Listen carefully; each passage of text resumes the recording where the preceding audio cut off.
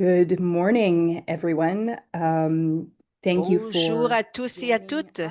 Merci We've de got vous a joindre à full nous. day today, Nous avons une and as journée people are starting pleinement to log remplie on, we aujourd'hui wanted et to au fur et à start mesure with que les an gens homage se to branchent, a nous member of the voulions Disability commencer Poverty par un family, hommage who avec, we lost just au nom recently. d'une Our good membre friend de Claire notre Lee équipe helped inspire the qui est DWP décédée Research Collective, récemment. and Claire, in this video notre bonne amie presentation, we Claire, follow Claire's journey over est the ici years dans of cette DWP, présentation. which is Nous also suivons capstones Claire, qui a of the inspiré journey le of the Canada collectif de Disability la Council. recherche de So handicap sans pauvreté. please enjoy Et this Claire est video aussi in honor celle of Claire. qui a soutenu la prestation canadienne pour les personnes en situation de handicap.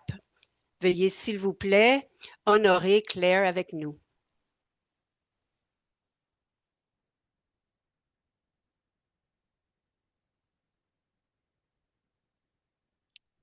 Lors de cette Journée internationale des personnes en situation de handicap, nous voulons prendre un moment pour reconnaître la vie de Claire Lee, une personne très spéciale au sein de notre organisme qui est récemment décédée. La contribution de Claire, son esprit, son engagement à notre mission partagée nous a inspiré et a inspiré la création de la clinique de recherche Claire Lee. Lors du rallye sur la colline parlementaire, elle était ici. Je suis arrivée ici à Ottawa pour donner ma voix dans l'espoir de demander du soutien pour le projet de loi C-22. Et hier, lors du vote, c'était une des choses très enthousiasmantes. Nous nous rapprochons de plus en plus en tant que personne en situation de handicap et qui vit avec le cancer du sein.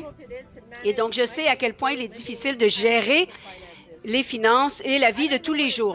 Je ne sais pas ce que c'est de ne pas vivre sans handicap, mais je sais que le désir de tous et de toutes est le même. Je veux vivre bien. Je veux avoir des expériences et je veux être en mesure de poursuivre mes objectifs et mes rêves. Aujourd'hui, il y a 1,4 million de Canadiens et de Canadiennes en situation de handicap qui vivent dans la pauvreté. Et ça, c'est 1,4 raison pour moi de faire avancer ce projet de loi. Toutes les personnes méritent l'occasion de pouvoir rencontrer leurs besoins, poursuivre leurs rêves et participer pleinement dans la société. Je m'appelle Claire et malgré tous mes handicaps et le cancer, je suis tellement chanceuse de ne pas vivre dans la pauvreté, mais je sais ce que c'est de ne pas être en mesure de répondre à mes besoins de tous les jours.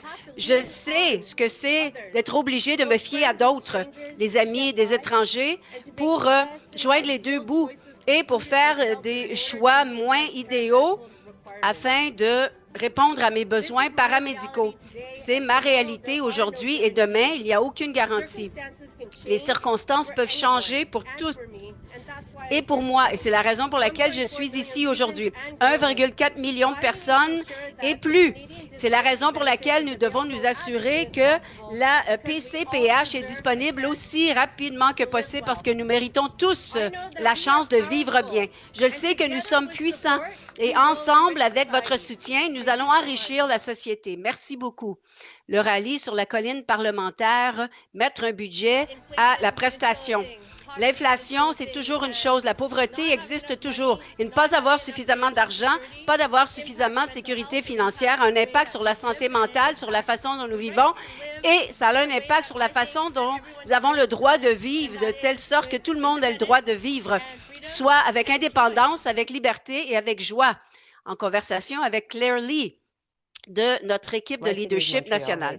Je vis à Montréal en ce moment et j'y vis depuis un certain temps, mais je suis née à Vancouver, en Colombie-Britannique, à Steveston, plus particulièrement, qui est un endroit où j'ai toujours dit aux gens que c'est là où vos parents faisaient de la pêche ou ils travaillaient au sein des compagnies aériennes. En conversation avec Claire Lee.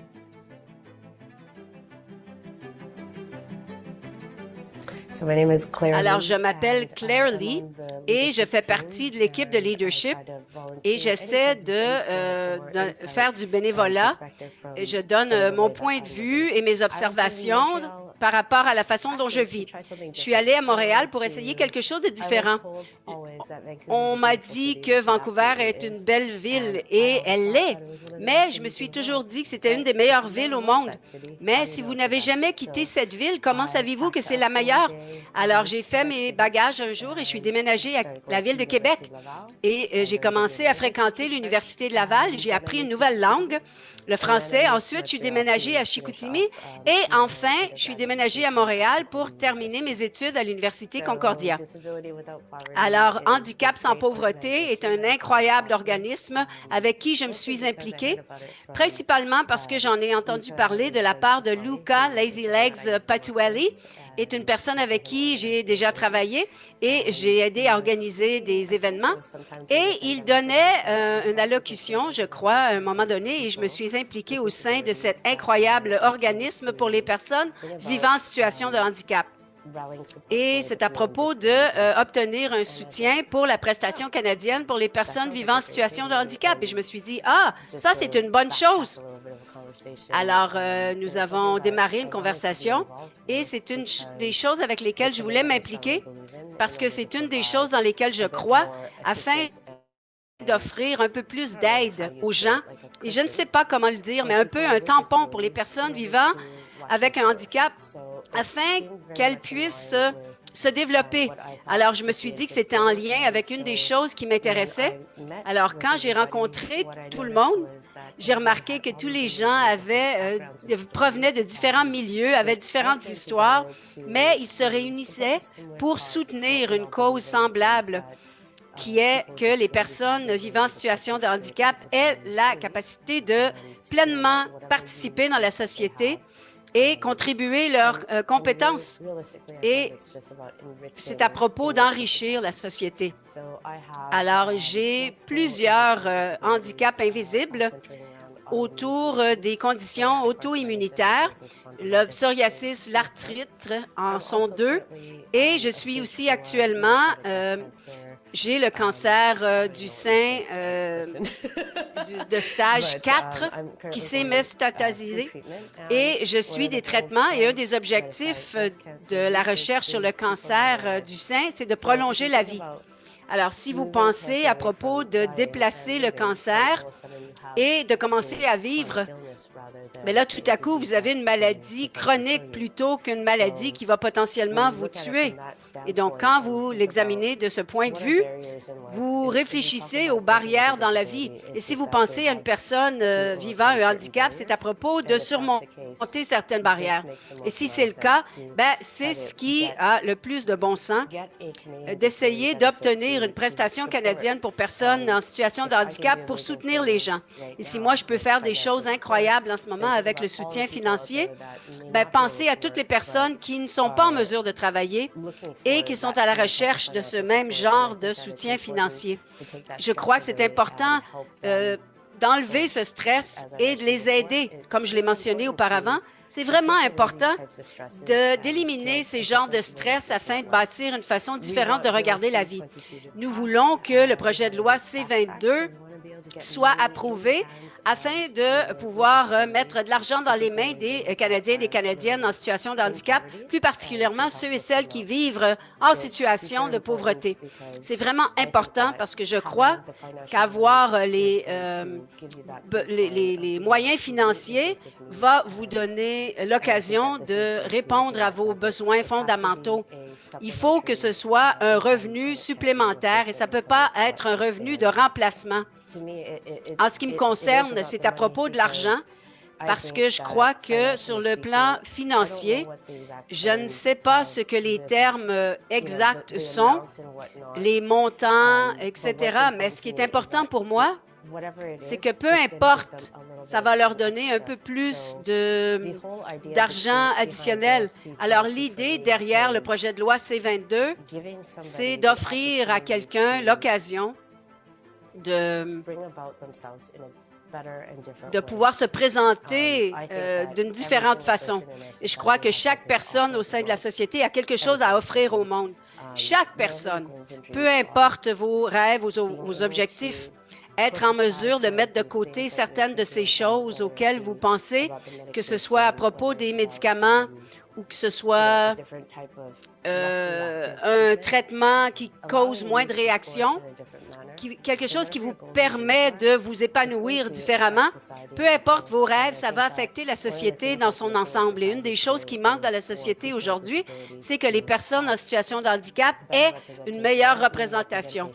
Je ne veux pas dire représentation comme « Ah, voici cette une personne qui est handicapée », mais c'est à propos de ce qu'ils peuvent contribuer. Et d'après ce que je comprends du projet de loi C-22, pour moi, c'est vraiment à propos de l'argent.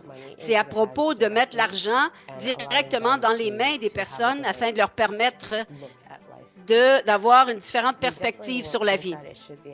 Alors, on ne pense pas que ça se produirait en ce moment, surtout parce que nous venons de passer au travers de la pandémie, mais selon moi, ce n'est pas encore terminé. Mais nous avons réagi si rapidement pour les gens partout au Canada et on a offert une prestation d'urgence rapidement. Et même d'après ce que j'ai compris, moi, je n'ai jamais reçu ce genre de prestation parce que je travaillais à temps plein et j'étais chanceuse d'avoir un emploi. Mais nous avons donné accès à 2 000 $ par mois aux gens. Et ça, c'est énorme. Quand, à ce moment-là, quand la prestation d'urgence était offerte, j'avais aucune idée que les personnes en situation de handicap, ce qu'étaient ces montants. Mais une fois que j'ai commencé à travailler avec Handicap sans pauvreté, j'ai commencé à voir partout dans les provinces de quoi nous parlions en termes de dollars. Et même pour moi-même, en sachant exactement ce que ça prend pour moi de vivre à tous les jours, je ne peux même pas m'imaginer ce que ce serait d'avoir ce montant d'argent. Alors, c'était en 2022. Il est maintenant 2022. Nous avons vécu 2 années de la pandémie. Et donc, ma question est, comment est-il possible que les personnes en situation de handicap n'ont toujours pas de prestations? On voit l'inflation, le prix des aliments, le loyer qui augmente et c'est incroyable de ne rien avoir en place et que nous ne tenons pas compte de l'inflation et on s'attend à ce que les gens fassent quoi? C'est la première fois que je participe dans quelque chose de ce genre. Alors ça, c'est nouveau.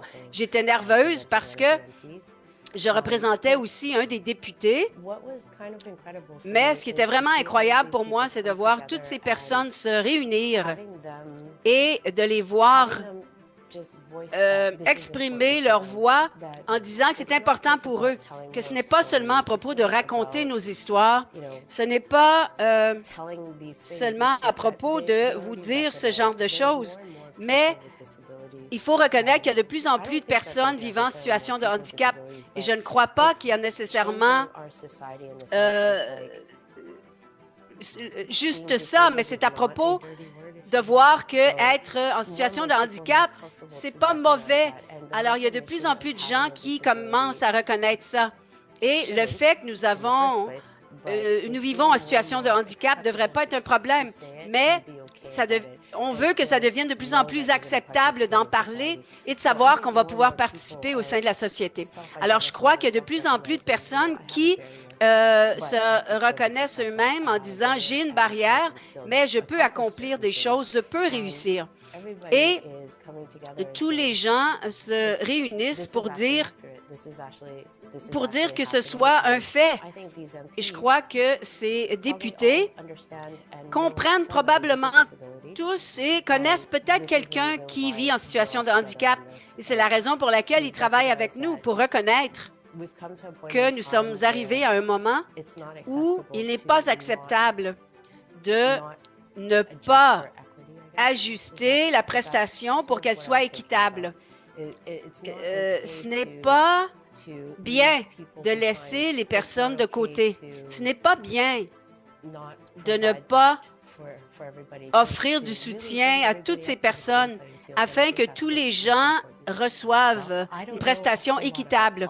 Alors moi, je ne connais pas beaucoup de choses au sujet de la politique. C'est la première fois que je lis à ce sujet. Et ça, c'est un autre avantage de travailler avec les gens du handicap sans pauvreté. Il y a tellement de personnes qui ont des connaissances et qui m'ont guidée en cours de route. Et donc, je crois que je vais retourner au bloc de l'Ouest aujourd'hui. Et si ça veut dire que nous allons faire avancer ce projet de loi et qu'il peut être approuvé rapidement, eh bon, j'espère bien que ça va faire en sorte que les gens puissent toucher à l'argent beaucoup plus rapide. Je ne suis pas experte en politique et je ne comprends pas beaucoup le fonctionnement du gouvernement et comment les projets de loi sont approuvés. Mais je suis en train d'apprendre des choses et d'être ici aujourd'hui, surtout avec tous les membres de Handicap sans pauvreté. C'est vraiment intéressant. Et c'est super, super enthousiasmant. C'est un moment très enthousiasmant pour être ici.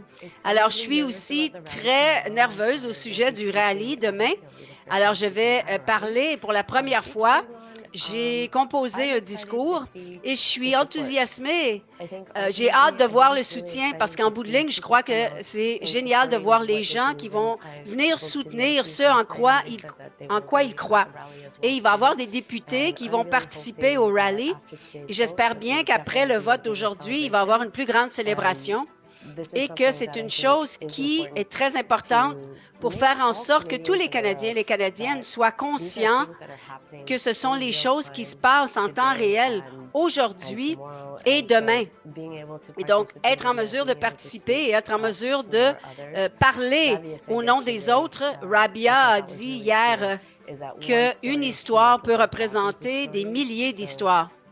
Et donc, j'ai hâte de pouvoir raconter mon histoire dans le cadre des discours du rallye, mais en bout de ligne, je crois que c'est vraiment enrichissant de se rassembler avec tout le monde et savoir que nous avons tous un objectif commun pour faire avancer ce projet de loi. Épisode 10 d'un balado-diffusion du handicap sans pauvreté. Alors, quand j'ai reçu mon diagnostic de cancer, je me suis dit, « Oh mon Dieu, maintenant qu'il y a cette énorme possibilité du fait que je ne survivrai peut-être pas, ben, j'ai vécu un moment où je me suis dit, je vais dire oui à tout. Peu importe ce que c'est, je vais dire oui. Alors, dire oui, c'est tellement brave. Alors, il y a beaucoup de décisions à prendre. Oui, c'était brave et épeurant. Et à plusieurs moments, j'ai dit oui et je me suis dit, oh, wow, mais je l'ai fait. Et c'était, honnêtement, c'était une façon vraiment cool de pouvoir me développer. Alors, Claire Lee est décédée le 17 septembre 2025.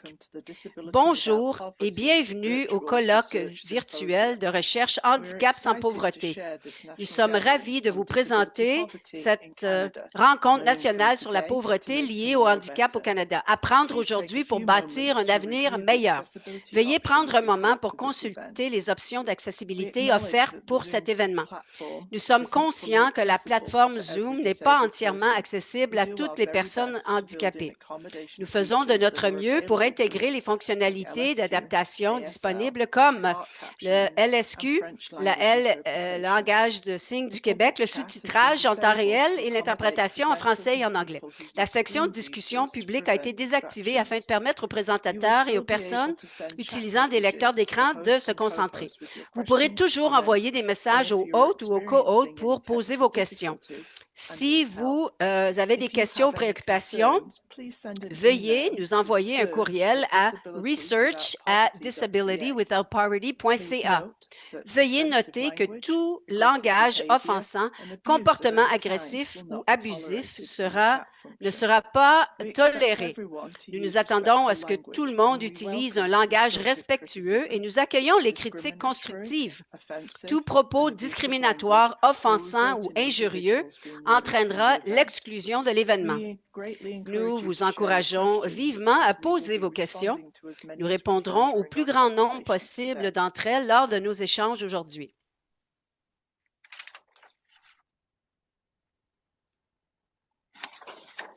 Nos deux premières séances d'aujourd'hui, dans la section A, sont offertes avec l'interprétation simultanée en anglais et en français, l'interprétation du langage du signe québécois et langage du signe américain, le sous-titrage en anglais et en français. Tout au long de la journée, les deux sections bénéficieront de ces mêmes services tout au long de la journée. Veuillez d'abord choisir votre langue préférée, anglais ou français. Pour ce faire, choisissez la fonction Interprétation dans le menu Zoom au bas de votre écran. Une fois que cette option est sélectionnée, ne changez pas les paramètres de langue pendant le colloque. Vous devez sélectionner une langue, même si les intervenants s'expriment dans votre langue préférée. Si vous utilisez un appareil mobile, comme un téléphone ou une tablette, vous trouverez les fonctions d'interprétation de langue dans le menu « Plus ». Pour les personnes nécessitant l'interprétation en LSQ ou en langage du signe américain, la vidéo de l'interprète sera affichée en permanence pendant l'écran. N'hésitez pas à nous contacter par le fil de discussion si vous avez des difficultés. Pour activer les sous-titrages en anglais, choisissez l'option « Sous-titres » dans le menu Zoom. Pour ajuster la taille et l'emplacement de ces sous-titres, rendez-vous dans les paramètres d'accessibilité de Zoom. Pour ceux et celles d'entre vous qui voudraient accéder aux sous-titres en français, veuillez cliquer sur le lien disponible dans la fenêtre du fil de discussion afin de les consulter parce qu'il n'est pas possible d'intégrer les deux langues de sous-titres dans Zoom. Si vous avez besoin d'aide pendant cet événement, n'hésitez pas à nous contacter dans le fil de discussion. Pour plus de paramètres, veuillez consulter les paramètres de votre compte Zoom ou les paramètres audio de la rencontre pour plus de personnalisation. Alors, pour résumer nos options d'accessibilité, veuillez choisir votre langue à l'aide de la fonction d'interprétation. Activez les sous-titres en anglais ou en français si nécessaire ou cliquez sur le lien pour accéder aux sous-titres en français ou en anglais. Enfin, n'hésitez pas à poser vos questions dans la fenêtre de discussion. Bonjour, bienvenue, chers amis. Aujourd'hui, nous nous réunissons pour le premier colloque de handicap sans pauvreté. Apprendre aujourd'hui pour améliorer l'avenir. Et nous voulons reconnaître que c'est notre troisième rapport de handicap sans pauvreté. Alors, nous accueillons tous les membres, les alliés, les personnes qui nous appuient, les professionnels, les prestataires de services, les chercheurs et les membres de la communauté qui se réunissent aujourd'hui virtuellement. Et j'ai l'honneur de vous accueillir tous et toutes. Je vous dis qu'aujourd'hui, comme nous le savons, le 3 décembre, c'est la Journée internationale des personnes vivant en situation de handicap. Les Nations unies ont annoncé que le terme est « favoriser le handicap dans une société inclusive pour faire avancer le progrès ». De plus, assurons-nous qu'aujourd'hui, nous gardions nos cœurs ouverts, nos esprits ouverts et que nous écoutions et que nous allons quitter avec énormément d'informations. Je suis vraiment reconnaissante envers le personnel de Handicap sans pauvreté pour avoir rendu cet événement possible afin que nous puissions vous présenter aujourd'hui. Alors, je vous souhaite tout ce qu'il y a de mieux et je le sais que nous pouvons faire une différence au sein de cette communauté en s'aidant mutuellement, en apprenant, en faisant preuve d'empathie et en faisant preuve de compassion en tant que militants. C'est tout pour maintenant. Au revoir. Au revoir. Alors, bienvenue au premier colloque de recherche de handicap sans pauvreté et le lancement de notre troisième rapport sur les handicaps au Canada. Nous espérons que ce soit le premier parmi plusieurs colloques et nous espérons bien que vous allez vous joindre à nous en direct ou en consultant nos archives. Et nous offrons les fonctionnalités d'accessibilité et en faisant en sorte que ce soit virtuel et gratuit. Je m'appelle Michelle Hewitt et j'ai l'honneur d'être la présidente du Conseil de Handicap sans pauvreté. Je vous accueille lors de la Journée internationale des personnes vivant en situation de handicap le 3 décembre chaque année. Le thème de cette année, c'est de favoriser des sociétés qui incluent les personnes vivant en situation de handicap pour faire avancer le progrès. Pour nous, investir en recherche et rassembler des gens qui partagent leurs recherches vont nous mener aux avancées que nous avons besoin. Récemment, je me suis rappelé d'une citation de Lester B. Pearson qui a gagné le prix Nobel. Il a dit « Comment pouvons-nous avoir la paix sans que les personnes se comprennent les unes et les autres? » Et les personnes vivant en situation de handicap ont besoin de paix dans leur vie. Et pour les personnes handicapées qui vivent dans la pauvreté, ils vivent continuellement en situation de crise. Nous devons confronter ces crises et trouver des moyens d'élargir la société qui connaît et comprend ces personnes, plus particulièrement les membres les plus vulnérables de notre communauté, ceux et celles qui vivent en pauvreté. À Handicap sans pauvreté, je crois que nous devons nous concentrer sur la société en sachant et en comprenant les personnes en situation de handicap.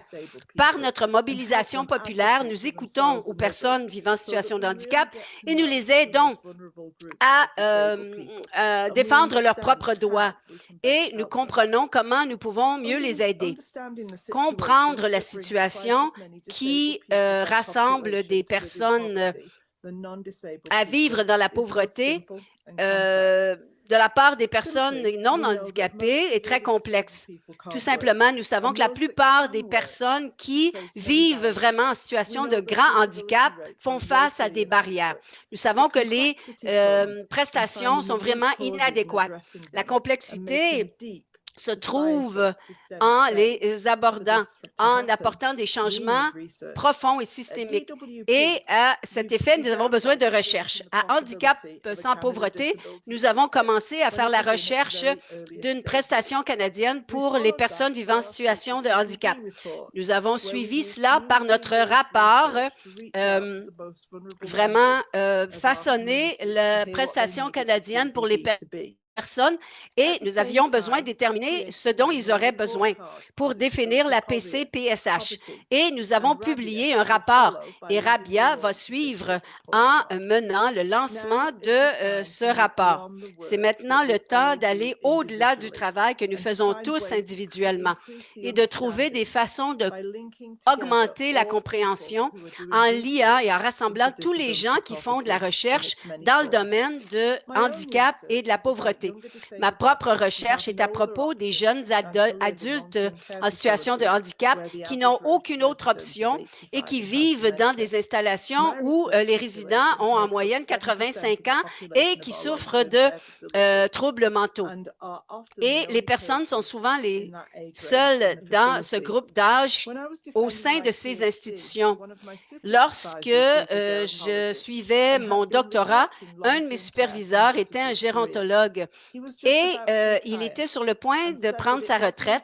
Il a dit que quand il a commencé à superviser mon travail, c'est à ce moment-là qu'il a réalisé que les jeunes personnes qui se trouvent dans des installations de soins de longue durée, c'est un homme magnifique et ses commentaires ne reflètent pas son travail, mais plutôt c'est un symptôme de la façon dont les personnes vivant en situation, à quoi ils font face.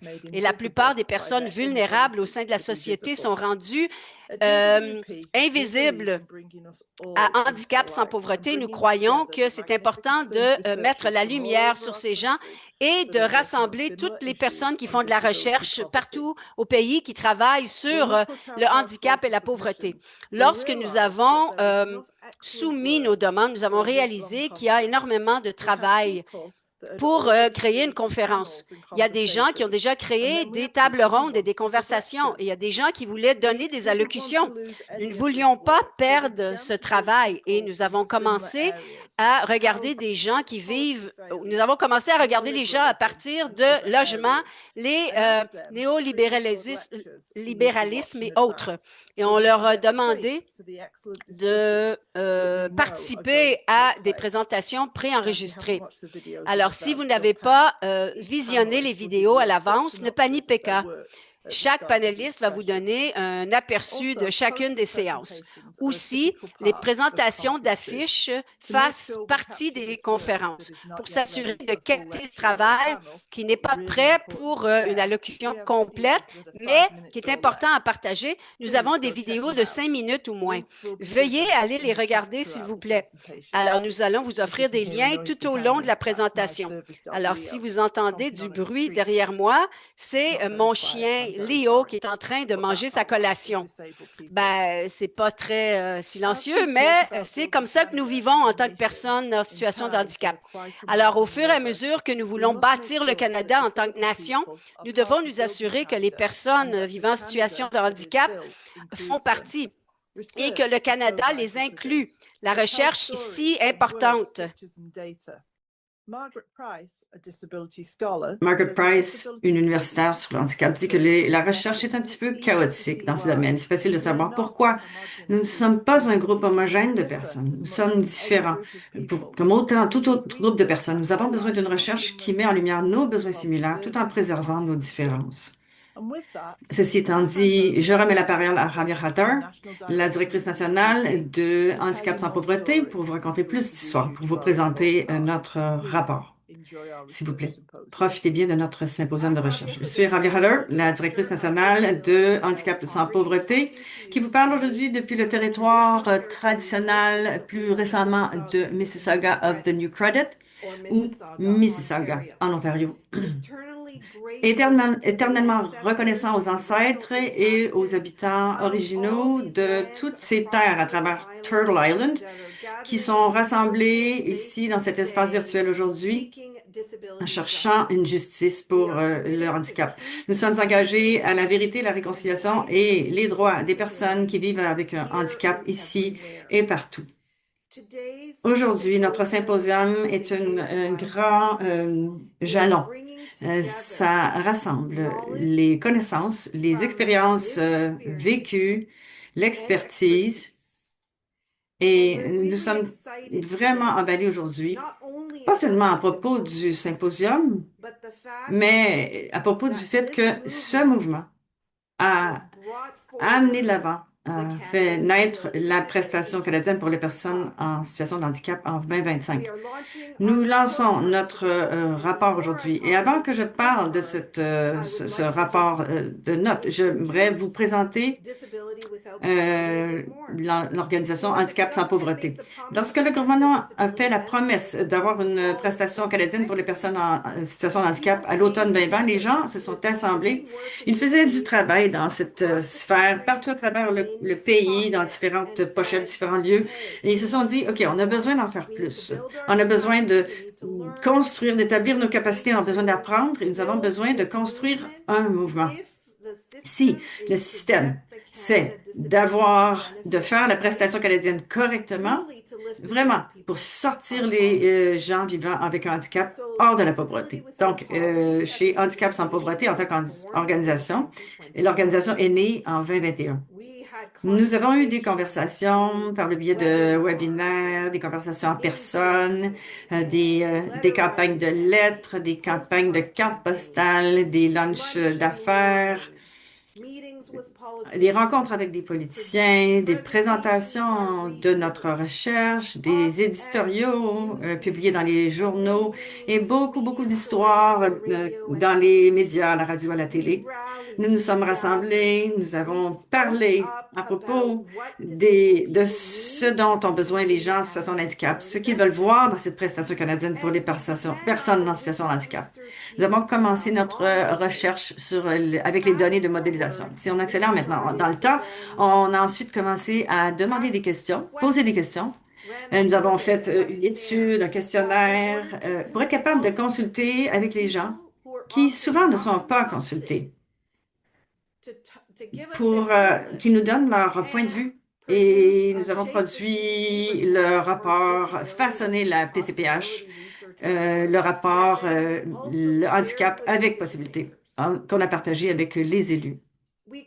On a continué ce périple qui nous a amenés à ce point aujourd'hui. Donc, nous avons la législation, nous avons les réglementations, nous avons la prestation, mais ce n'est juste pas suffisant.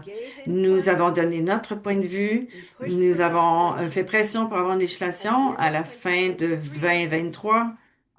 Notre premier rapport fut lancé avec une note donnée au gouvernement. C'était un I pour incomplet parce que on avait la législation, mais nous n'avions pas la réglementation ni le budget ou rien en place pour aller de l'avant.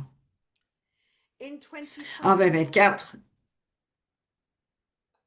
donc il y a un an, nous avons donné au gouvernement la note E parce que il a échoué. C'était un échec pour ce qui était de la livraison de la prestation aux personnes en situation de handicap. Nous voici aujourd'hui. Aujourd'hui, certaines personnes ont commencé à recevoir peut-être jusqu'à 200 dollars par mois. Beaucoup ont encore de la difficulté, sont encore dans la pauvreté. Très peu en arrivent au seuil de la pauvreté avec cette prestation additionnelle. Nous donnons la note de D au gouvernement aujourd'hui parce que la prestation canadienne pour les personnes en situation de handicap, elle existe, elle est là, elle est disponible, mais qui y est éligible? Qui y a accès? Est-ce que c'est un montant qui est adéquat? Il y a beaucoup d'écarts dans cette prestation. Et pour le fait d'honorer la promesse originale qui était de sortir les gens en situation de handicap hors de la pauvreté. Donc, la note D, c'est ce qu'on présente dans notre rapport d'aujourd'hui. Et nous offrons de continuer de travailler avec le système pour amener à l'avant-plan la voix des gens en situation de handicap pour s'assurer que les améliorations qui sont nécessaires à l'accessibilité de cette prestation qui soit là en place. Donc, on peut commencer aujourd'hui en coupant la paperasse, de faire une inscription automatique pour cette prestation, pour les gens qui sont déjà passés à travers toutes sortes de rouages et d'obstacles pour ce qui est des prestations.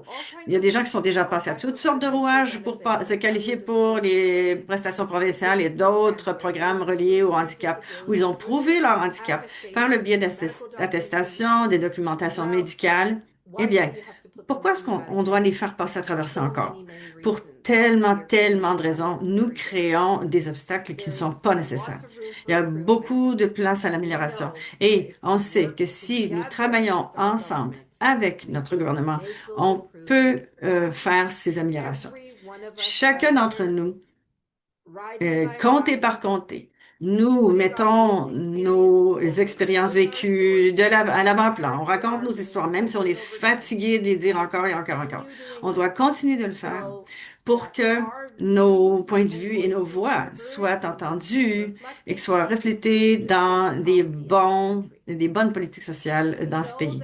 On sait que lorsque les temps sont difficiles, les Canadiens en position de pouvoir, qui ne vivent pas avec un handicap, deviennent plus durs envers les personnes vivant avec un handicap et les programmes qui soutiennent ces gens. On ne peut pas être ignoré si nous faisons entendre nos besoins. Il y a tellement plus de données à explorer et desquelles on peut apprendre. Il y a tellement plus d'informations que nous avons incorporées pour ce qui est des expériences vécues dans ce rapport.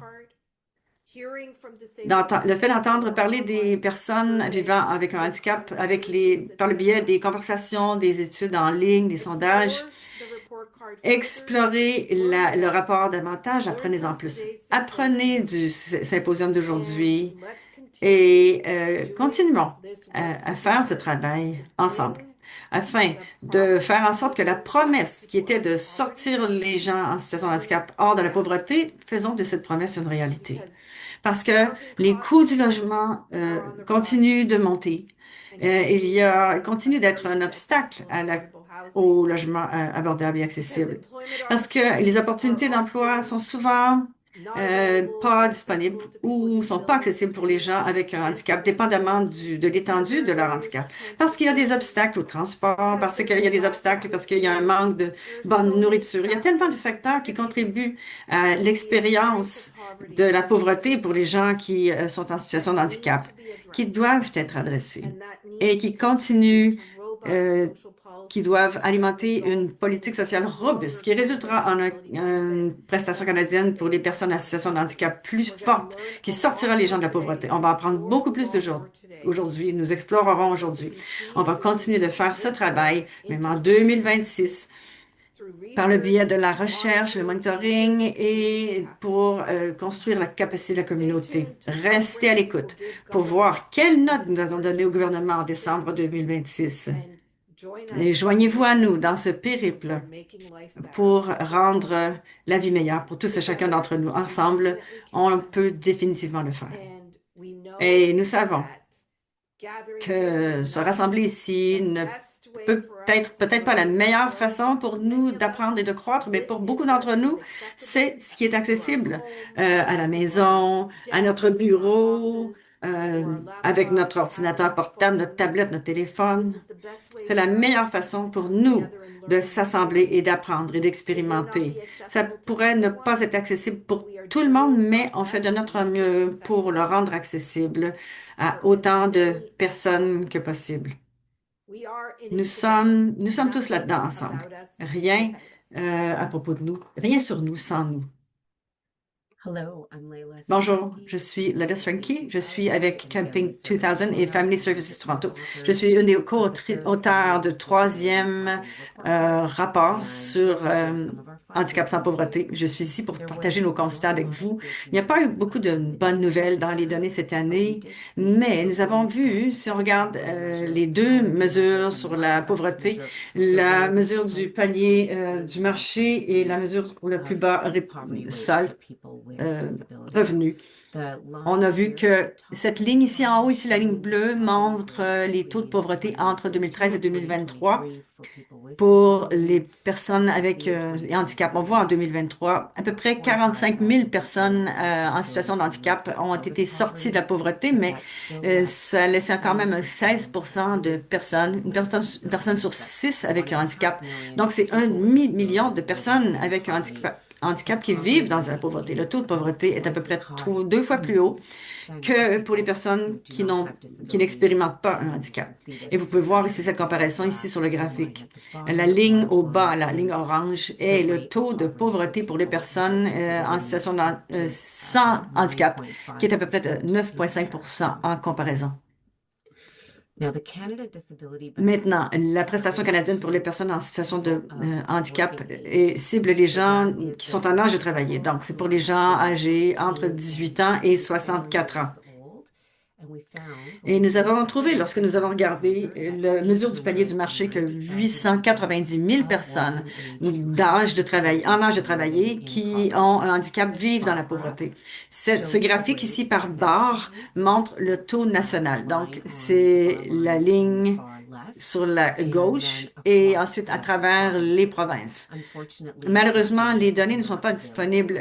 La mesure du panier du marché n'est pas disponible pour les gens en situation de handicap qui vivent dans les territoires. Mais lorsqu'on regarde à travers les provinces, nous pouvons voir certains des plus hauts taux de pauvreté pour les personnes qui sont en âge de travailler, sont en Nouvelle-Écosse et en Saskatchewan. Et certains des plus bas taux de personnes d'âge de travailler qui sont en situation de handicap en Alberta et au Nouveau-Brunswick. Et ces données ont été partagées avec nous par Maytree, nos collègues chez Maytree. Plus qu'un tiers des personnes en situation de handicap qui vivent seules, qui ne sont pas dans une famille économique, vivent dans la pauvreté. Et c'est beaucoup plus élevé que ceux qui vivent dans une famille économique.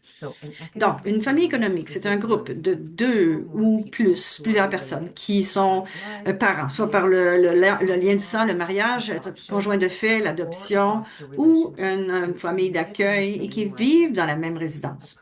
Une personne qui n'est pas dans une famille économique peut-être elle vit seule ou peut-être elle vit avec d'autres individus qui ne sont pas parents, qui sont pas parents à elle. Donc, ce groupe de personnes qui vivent seules ou les personnes qui ne sont pas parents avec les personnes avec qui ils vivent ont tendance à avoir des taux beaucoup plus hauts de pauvreté. Plus qu'un tiers d'entre eux, le taux de pauvreté est à 35 Donc, vous pouvez le voir ici comparativement ici dans les comparaisons avec le graphique ici, la ligne verte en haut sont ceux qui ne vivent pas dans une famille économique, comparativement à la ligne orange au bas, à peu près 10 de ceux en situation de handicap qui vivent dans une famille économique vivent dans la pauvreté. Lorsqu'on a regardé les données par sexe, on a vu le taux qui diminue, l'écart diminue, les hommes et les femmes qui avaient un handicap, leur taux de pauvreté en 2023 était à 16 Mais lorsqu'on a regardé les chiffres absolus que ça représente, plus de femmes avec la pauvreté, plus de femmes avec un handicap vivaient dans la pauvreté. Ce nombre représente à peu près 826 000 femmes plutôt, en situation de handicap qui vivent dans la pauvreté comparativement à 650 000 hommes qui vivent avec un handicap qui vivent dans la pauvreté. Les deux sont très significatifs, mais ça nous révèle les normes des sexes qui vont vraiment ancrer dans notre société, incluant la différence des salaires entre les sexes et du travail non payé et des soins inégaux qui tombent souvent sur les épaules des femmes. Maintenant, la profondeur de la pauvreté, c'est un autre indicateur qu'on regarde qui est très important de regarder. Nous avons milité pour que le gouvernement fédéral utilise cet indicateur en tant que mesure de la pauvreté, des initiatives de la réduction de la pauvreté. Ça nous dit à quel point, à quel écart de la ligne de la pauvreté les ménages ou les individus, à quel point leurs revenus sont en arrière.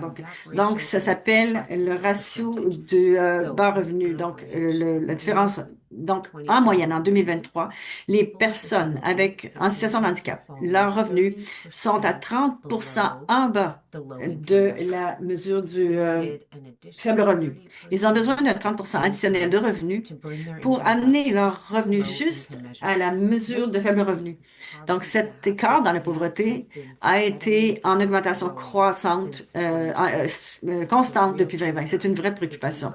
Le plus les gens tombent profondément dans la pauvreté, ça veut dire qu'ils ont moins d'argent sur une base annuelle pour répondre, pour rencontrer leurs besoins de base. Et c'est beaucoup plus difficile pour eux de sortir de la pauvreté. Donc, ça dit vraiment, ça parle de la nature structurelle de la pauvreté et de l'écart des inégalités qui grandissent dans notre société. Comme on le voit dans les données sur la pauvreté, alors que la pauvreté s'approfondit pour certaines personnes qui vivent dans la pauvreté, alors que c'est aussi concentré en haut de l'échelle. Une partie de l'histoire qu'on regarde aussi, c'est la participation au marché du travail. Nous avons trouvé que les obstacles au marché du travail pour les personnes qui sont en situation de handicap restent bien ancrés. Le taux de chômage est vraiment toujours haut pour les gens en situation de handicap. 8,3 pour les gens avec des handicaps au chômage, comparativement à 5,7 pour les gens qui ne sont pas en situation de handicap. Et lorsqu'ils sont employés à l'emploi, les gens en situation de handicap gagnent moins à l'heure que ceux qui ne sont pas en situation de handicap. Ils gagnent en moyenne 2,15 $ moins que les personnes qui n'ont pas de handicap. Donc, encore une fois, cette différence dans les salaires induit les taux de pauvreté. On regarde aussi les taux d'assistance sociale aussi, qui est le programme pour les gens, alternatif pour les gens qui ne sont pas employés ou qui sont sous-employés et partout à travers les provinces et les territoires. Il n'y a pas de programme qui sort les gens de la pauvreté. Même des modélisations faites par Metri en ajoutant le maximum de 200 $ de la prestation canadienne pour les personnes en situation de handicap au programme d'assistance sociale. Ce n'est pas adéquat pour sortir les gens de la pauvreté. Et donc, le rapport fait plusieurs recommandations, incluant le fait de couper la paperasse en enlevant les barrières bureaucratiques, d'avoir de l'accessibilité pour faire une expansion d'éligibilité et s'assurer de l'accès à l'information d'une façon accessible qui garantit l'adéquation en augmentant le montant de la prestation pour amener les revenus à au moins la mesure du faible revenu et vraiment d'être imputable avec des rapports publics réguliers sur les résultats et l'impact de cette prestation canadienne. Donc, on espère que vous serez capable d'utiliser cette recherche, de regarder le rapport et on espère que ce sera utile pour vous dans votre travail et dans votre travail de mobilisation aussi. Merci. Bonjour. Hello. Je suis Chantal Petitclerc, sénatrice, une olympienne, fière olympienne, une personne qui vit avec un handicap et une alliée de Handicap sans pauvreté. Thank you for the bond from the. C'est un privilège de faire partie de cette conversation très importante. Depuis l'adoption historique de cette prestation canadienne pour les personnes en situation de handicap, le Canada a entrepris une étape significative, un pas de l'avant. Pour la toute première fois, nos lois reconnaissent clairement que les personnes qui vivent en situation de handicap méritent un soutien ciblé pour sortir de la pauvreté, pas juste pour survivre, mais pour s'épanouir. Et c'est gros, mais alors qu'on le sait tous, adopter une loi, c'est seulement le début. Donc, le vrai test sera dans l'implantation, l'adéquation et dans l'accessibilité et la simplicité. La prestation doit être assez forte pour faire grande, pour faire une vraie différence dans la vie des gens et assez facile à accéder pour que personne ne sera laissé pour compte. C'est pourquoi le fait de travailler ensemble, de collaborer, la collaboration entre le gouvernement et les communautés, c'est essentiel. Nothing about us without us. Rien sur nous sans. Les chercheurs, les décideurs, les militants, les personnes avec des expériences vécues doivent travailler ensemble pour façonner l'avenir du Canada.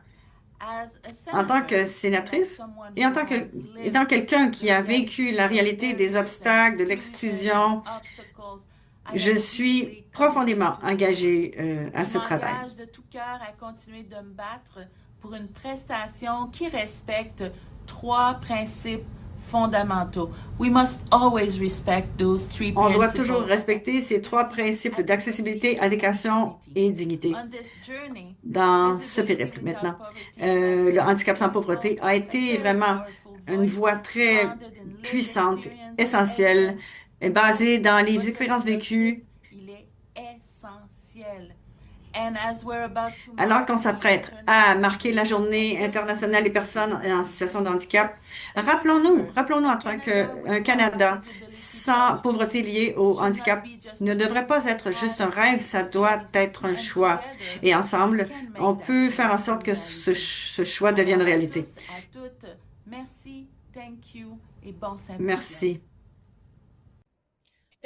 Merci beaucoup, Handicap sans pauvreté, pour l'invitation de venir dire quelques mots à cette premier forum de recherche. Donc, c'est important, c'est tellement important qu'on ait l'opportunité de se rassembler et d'entendre parler des gens qui sont sur les lignes de front pour essayer d'améliorer la vie pour les gens en situation de handicap à travers ce pays. Et votre travail votre programme de mobilisation est important. Merci beaucoup pour le travail que vous avez fait pour aider les Canadiens, le Canada à lancer sa première prestation pour les personnes en situation de handicap.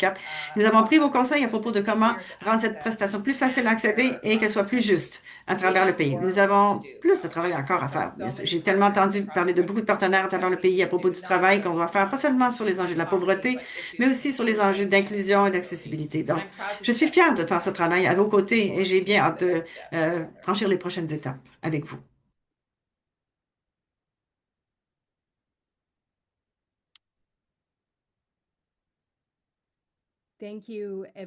Merci tout le monde pour votre participation dans ce symposium aujourd'hui.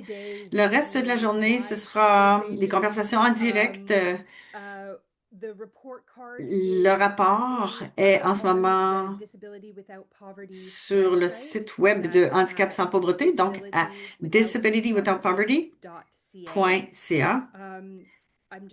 Je vais juste vous donner un peu une idée de la façon dont la journée va se dérouler. Les panels dureront à peu près 40 minutes et on aura une pause bio de 10 minutes entre chacun pour que les gens aillent prendre un petit verre d'eau et s'étirer les jambes un peu.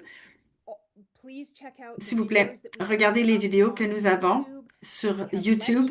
Nous avons des conférences, nous avons des présentations de 5 minutes, si vous avez entendu ce que Michel a dit. Et on est vraiment de vous avoir tous ici. Notre premier panel va commencer vraiment à 8 heures AM Pacifique, donc 11 heures heure de l'Est. Le soleil commence à peine à se lever ici sur la côte ouest. Donc, on vous verra tous dans à peu près 5 minutes pour notre premier panel très enthousiasmant de la journée. Merci beaucoup.